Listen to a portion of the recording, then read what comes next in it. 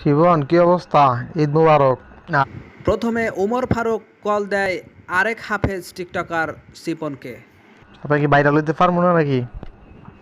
Phone দিয়েছে বলে, আমরা কি ভাইরাল হতে পারবো না?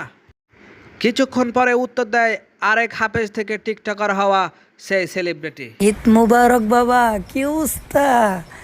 এরে বাহ! এক চোর আরেক চোরকে পেয়ে যেন মহা আনন্দ মেতে ওঠে। সে প্রথমে আল্লাহর শুকরিয়া জানায়। আলহামদুলিল্লাহ, আমি খুব ভালো আছি। ওমর ফারুককে জানায় ভাইরাল হবে না মানে ওর বাপ সহ ভাইরাল হবে। এখন কথা হচ্ছে, ভাইরাল হবে না আর বাপ অসহ ইনি বলে চুল কবে কালার করবেন আগে সেটা বলেন। বাপ সহ হবেন।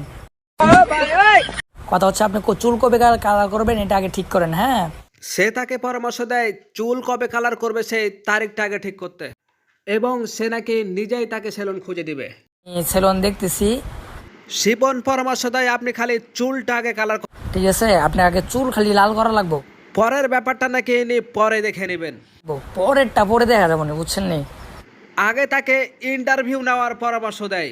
আগে চুলটা কালার করে আগে ইন্টারভিউ নেই, আগে ইন্টারভিউ লাগবে আগে। এবার উমর মাওলানা বলে চুল কালার করলে কি মেয়েরা আমার পেছনে লাইন ধরবে? সিরিয়াল ধরবো না? সে আরো বলতে থাকে চুল কালার করলে প্রেম টেম করা যাবে না নাকি? এরকম টেম টেম করা যাবে না নাকি? এই ভণ্ড তাকে পরামর্শ দেয় আপনি আগে ভাইরাল হন, মেয়েরাই আপনার পিছে ঘুরবে। আপনি এইগুলো নিয়ে চিন্তা করেন কা? আপনি সে পরামর্শ দেয় আপনি কেন এগুলোর দিকে ফোকাস দিবেন, আপনি ফোকাস দেন ক্যারিয়ারের দিকে। আপনি কেরিয়ারের দিকে ফোকাস করেন। মেয়েরা সে বলে মেয়েরা নাকি ড্যাশ দিতে আসবে আপনার কাছে। দিতে আইবো আপনার কাছে। মিয়া বুঝে না কিছু। এই ভণ্ডই তাকে বোঝাচ্ছে এভাবে। পরে দাওয়াতটা পাবনি, পাবলিকে কি নিব টিব? ইনি যখন বলতে থাকে পরে পাবলিক কি আমাকে দাওয়াতে নিবে, আপনার এই জন্যই সিস্টেমে কাজ করতে হবে। এই ভণ্ড তাকে পরামর্শ দেয় আপনাকে সিস্টেমে কাজ করতে হবে। সে তাকে বুদ্ধিও দিয়ে দেয়। যেমন আসাদ নূরকে দোষ দিবেন আপনি, বড় বড় নাস্তিকদেরও দোষ দিতে বলেন তিনি। ওর নাস্তিক যারা তাদেরকে দোষ দিবেন যে তিনাদের তিনি আরো বলেন তাদের সাথে আমি মিশেছিলাম বলে আমি এরকম হয়ে গেছি। সাথে আমি মিশেছিলাম, এই জন্য হচ্ছে আমি এরকম। সে তাকে আরো পরামর্শ দেয় এটা প্রথম প্রথম বলা যাবে না। এটা প্রথম প্রথম বলা যাবে না। এই তো দেখছি পৃথিবীর সবচাইতে বড় ভণ্ড রে বাবা। প্রথম প্রথম আমার মন স্বাধীন, আমি আল্লাহ রাসূলকেও গালি দেই নাই, এরে সর্বনাশ করেছি। আমি কোরআনের বিরুদ্ধেও কথা বলি নাই। আমার মনে চাইছে যে আমি ওরকম থাকবো। ভাই তুই কত খারাপ রে ভাই, তোর খারাপের একটা তো সীমা থাকবে। আমি টিকটকও করি না, আমি কোনো ভিডিও করি না, আমি কোনো কিছুই করি না। ওরে সুবহান আল্লাহ, এ তো মিথ্যার গাছ রে। মন চাইছে আমি মনের মতো থাকি। এখানে কারোর প্রবলেম হয় তাহলে তো আমার করার কিছু। এরা নাকি হাফেজ, ওরে সুবহান আল্লাহ। যখন আপনি ভুল বুঝতে পারবেন তখন হচ্ছে আপনি এটা বলবেন আরে বাহ, একে তো শয়তান বুদ্ধিমন্ত্রী করবে রে। যে আমি বড় ভুল করে ফেলেছি। কিরে তোর কি বড় হয় যে আমরা পাবলিক এগুলার গিলবো? আপনারা আমাকে ক্ষমার দৃষ্টিতে দেখবেন। ভাই সত্যি তোর বুদ্ধির কাছে শয়তানও হার মানবে।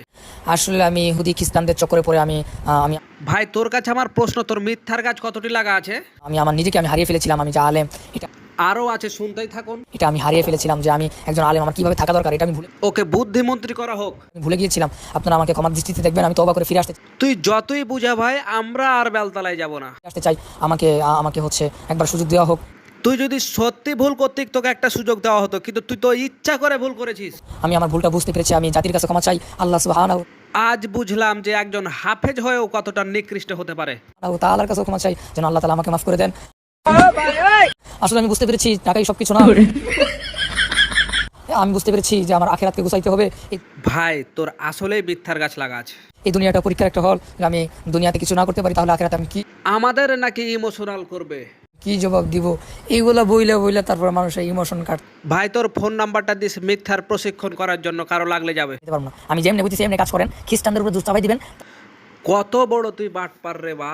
তখন মানুষ এটা মনে করবে যে না, ওরা খ্রিস্টানরা টাকা দিয়ে কিনে নিয়েছিল, বাস আবার ফিরে আসছে, এটা মানুষ মনে করবে। কিন্তু ভাই যদি আপনি মেয়ের সম্পর্কে ওরে সর্বনাশ করেছিস, তুই করেছিস কি রে?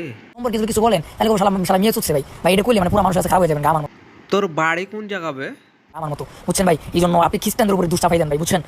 আবে খারাপ হওয়ারও তো একটা লিমিট থাকে। আপনি বোঝার চেষ্টা করেন। আপনি আপনি কি আমার নাসির ভাই পাইছেন মিয়া?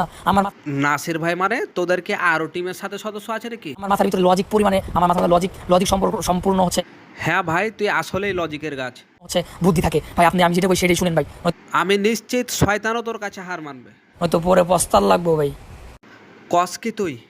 শিবন, কাজ কিন্তু তাড়াতাড়ি করতে হবে। তোর আবার কিসের এত তাড়া রে? লেট করা যাবে না, বুঝছ নাই? সময় নষ্ট তো করা যাবে না।